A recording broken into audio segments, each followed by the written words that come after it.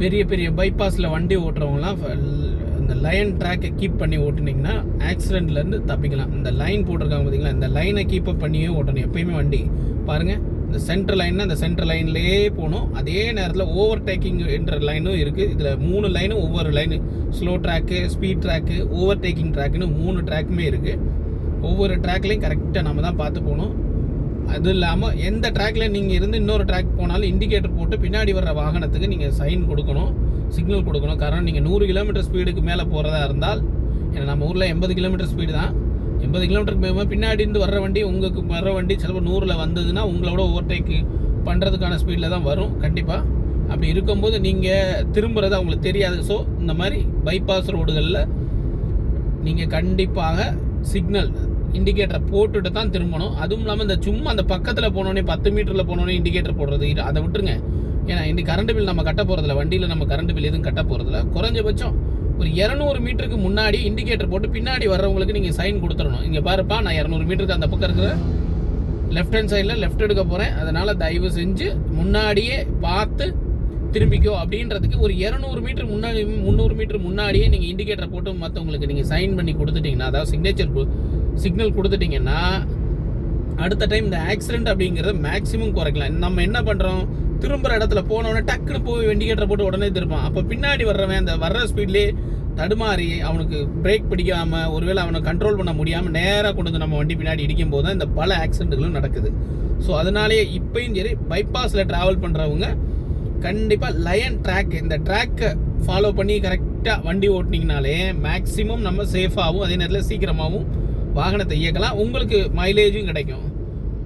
பார்த்தீங்களா, இப்போ அந்த ட்ராக்கில் 2 வீலர் ட்ராக் ஏறி வர்றாரு பார்த்தீங்களா, அப்படி வரும்போது நம்ம இண்டிகேட்டர் போட்டு ரைட் ட்ராக்கில் ஏறிக்கணும். ஏன்னா அவர் சொல்ல முடியாது சென்ட்ரல் ட்ராக்கில் ஏறி வருவார், இல்லைன்னா லெஃப்ட் சைடில் ட்ராக்கில் போவார். எப்போயுமே கடைசி ட்ராக்கு ஸ்லோவில் போகிற வண்டிகளுக்கெல்லாம் நம்ம கொடுத்துருவோம். ஸ்லோவில் போகிற வண்டிகள், கீழே இறங்கி ஏறுற வண்டிகள், அந்த மாதிரி வண்டிகளுக்கானதான் அந்த கடைசி உள்ள ட்ராக்கு. இந்த ட்ராக்கு கடைசி ட்ராக்கு. சென்டர் ட்ராக்கு எனக்கு தெரிஞ்சு ஸ்பீட் ட்ராக்காக இருக்கலாம் அல்லது ஓவர் டேக்கிங் ட்ராக் இருக்கலாம். எனக்கு கரெக்டாக அது ஞாபகம் வரல இந்த நேரத்தில்.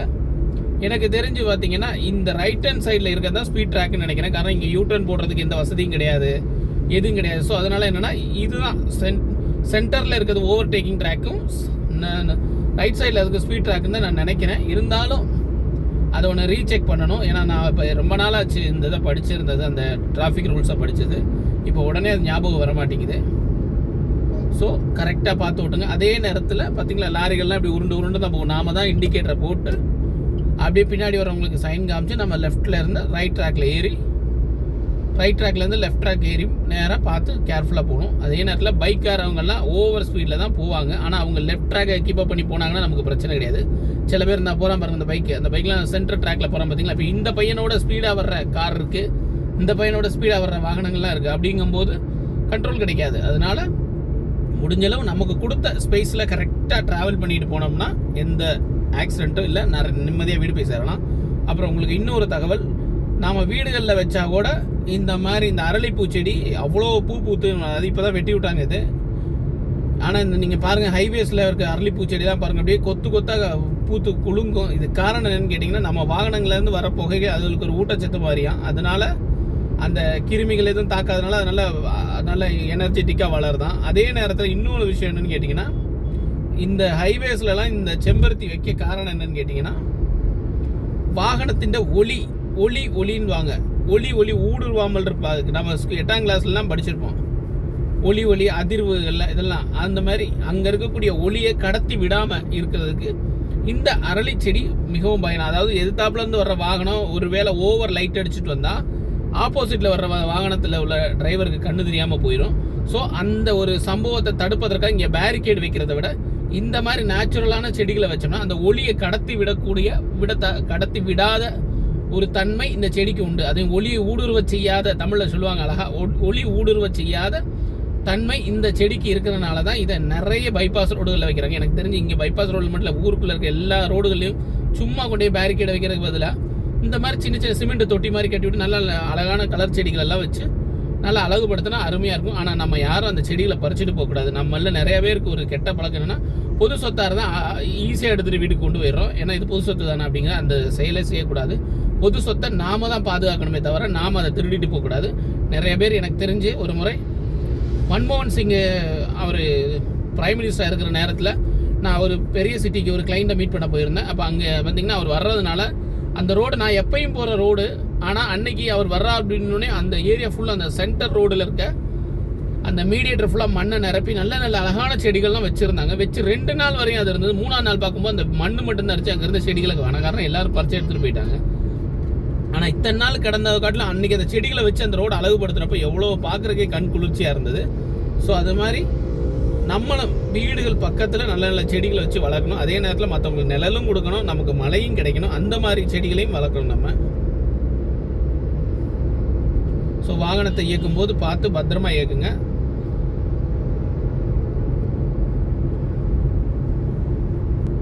பாருங்க, எல்லாம் ஹை ஸ்பீடு வண்டிகளாக தான் போகுது. ஒவ்வொரு வண்டிக்கும் ஒவ்வொரு ஸ்பீட் ட்ராக்கு உண்டு. நம்ம பாருங்க, நம்ம ட்ராக்கை மாறாமல் கரெக்டாக போனோம்னா எந்த வண்டியும் நம்மளை டிஸ்டர்ப் பண்ணாது. அவங்க பாட்டுக்கு போவாங்க, நம்ம பாட்டுக்கு போகலாம். நம்ம ட்ராக்கை மாற்றி ஓட்டும்போது தான் பின்னாடி வர்ற மண்டை காஞ்சி நமக்கு ஹாரன் அடிப்பான்.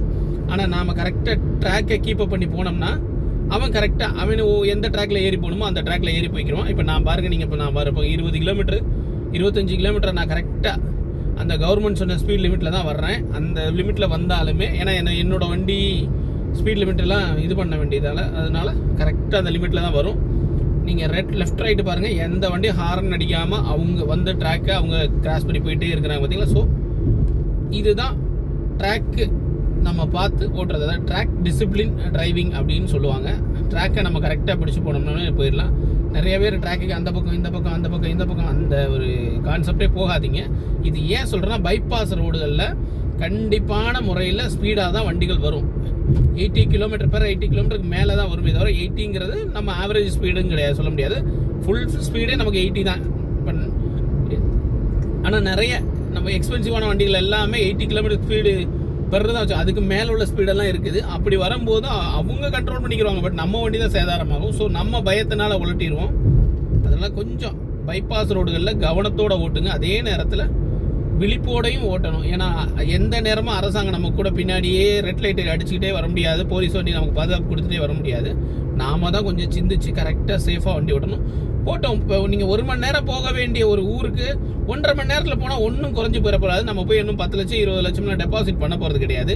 நிறைய பேர் என்ன நினைக்கிறாங்க, ஸ்பீடாக போனால் தான் சீக்கிரம் போய் சேரலாம். சீக்கிரம் போய் சேர்ந்து என்ன பண்ண போகிறீங்க சொல்லுங்க பார்ப்போம். நீங்கள் 1/2 மணி நேரம் லேட்டாக போனால் ஒன்றும் பிரச்சனை இல்லை.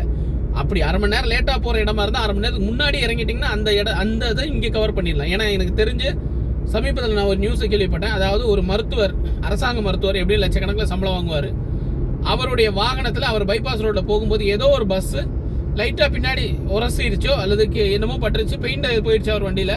அவர் என்ன பண்ணார், அந்த வண்டியை சேசிங் பண்ணி கோவத்தில் அந்த வண்டியை சேஸ் பண்ணுறதுக்காக ரொம்ப ஓவர் ஸ்பீடாக போயிட்டு இருக்காரு. ஏன்னா பஸ்ஸு உங்களுக்கு தெரியும், பஸ்ஸு 80 km ஸ்பீடில் தான் போகணும்னு நினைக்கிறேன். அப்படி இருக்கும்போது இவர் அந்த வண்டியை ஓவர்டேக் பண்ணி போய் கடைசியில் இவர் விபத்தில் பட்டு அந்த டாக்டர் இறந்துட்டார். ஸோ நான் ஏன் சொல்கிறேன்னா, டாக்டர் இவ்வளோ சம்பளம் வாங்குறாரு. அவர் நினச்சிருந்தா ஒரு 10,000 ரூபா கொடுத்து அந்த வண்டியை ரிப்பேர் பண்ணியிருந்திருக்கலாம், அவர் காரை.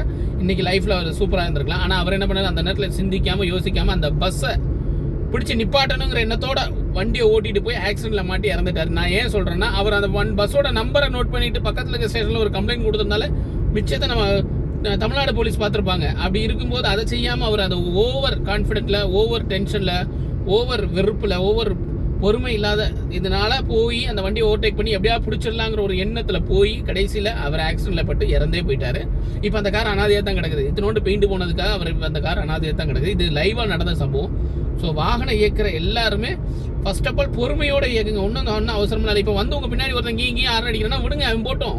உங்களுக்கு முன்னாடி அவன் போகிறான்னா போயிட்டு போகுது, விட்டுருணும் எல்லாரும். அவனை பிடிச்சி நிப்பாட்டி இருந்துட்டு உங்களுக்கு 10 பைசாக்கு பிரயோஜனம் கிடையாது.